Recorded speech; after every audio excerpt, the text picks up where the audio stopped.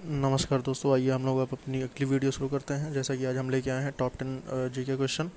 उसके बाद आप लोग वीडियो के लास्ट तक बने रहिएगा, ताकि 8 क्वेश्चन हम आपसे आपको बताएंगे और लास्ट में 2 क्वेश्चन आपको हम होमवर्क देंगे, जिसको आपको कमेंट बॉक्स में कमेंट करना है।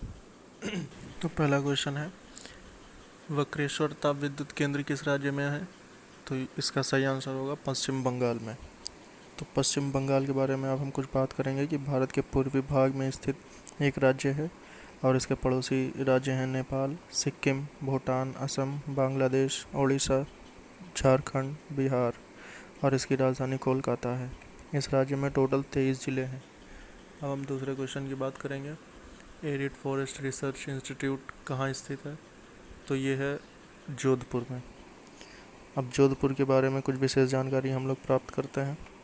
राजस्थान का दूसरा सबसे बड़ा शहर जोधपुर को कहा जाता है और पहला सबसे बड़ा शहर राजस्थान की खुद उसकी राजधानी जयपुर को कहा जाता है। जोधपुर की स्थापना किया था रवि जोधा ने 12 मई 1459 ईस्वी में आधुनिक जोधपुर शहर की स्थापना की थी। और उसके बाद इस शहर की 10 लाख जब जनसंख्या पार हो गई, तब इसे दूसरा महानगर घोषित किया गया और पहला महानगर खुद राजस्थान को कहा जाता है। अब हम बात करते हैं तीसरे क्वेश्चन की, कि दक्षिण अमेरिका का द्वार, गेटवे ऑफ साउथ अमेरिका किसे कहते हैं? तो ये वेनेजुएला को कहते हैं।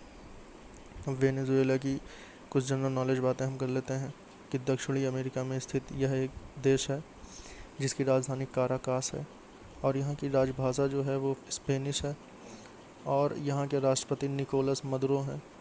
और इस देश को स्पेन से आज़ादी मिली थी 1811 ईस्वी में, जो कि इस देश की स्पेन देश से आज़ादी है। फिर अगले क्वेश्चन की बात कर लेते हैं कि वन विज्ञान एवं तकनीकी संस्थान कहाँ स्थित है? तो ये बेंगलोर में स्थित है और बेंगलोर खुद अपने आप में एक ज़िला है जो कर्नाटक की राजधानी भी है और इसकी राजभाषा जो है वो कन्नड़ है। अब हम नेक्स्ट क्वेश्चन की बात करते हैं। पश्चिम बंगाल का टीटामढ़ पेपर मिल्स भारत के अग्रणी कारखानों में से एक है। इसकी स्थापना कब हुई?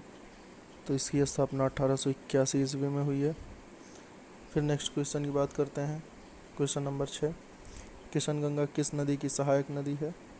तो यह झेलम नदी की सहायक नदी है और झेलम नदी के बारे में हम विस्तार में बात कर लेते हैं।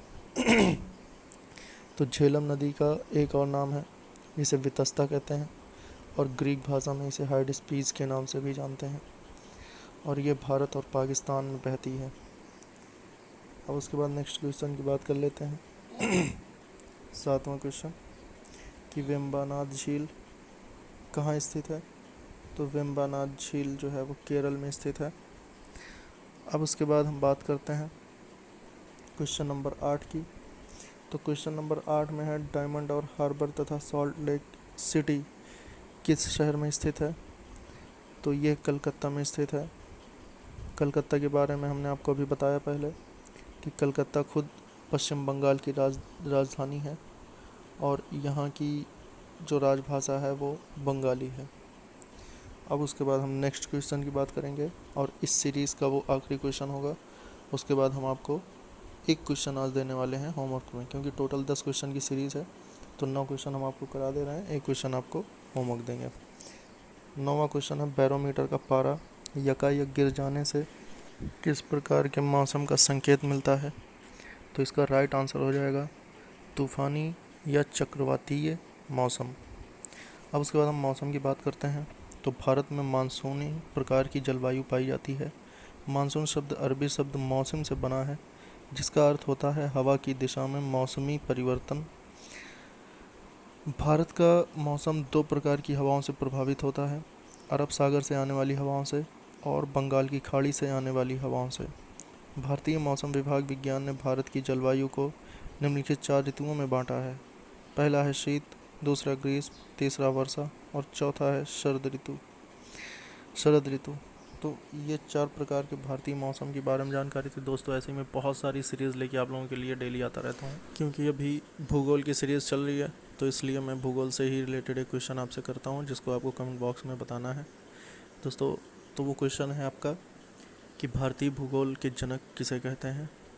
भारतीय भूगोल के जनक का क्या नाम है, आपको ये बताना है और ये आपको कमेंट बॉक्स में बताना है। फिर उसके बाद तो मेरे चैनल सब्सक्राइब कर लेना ताकि आगे आने वाली सारी अपडेट्स आपको मिल जाए।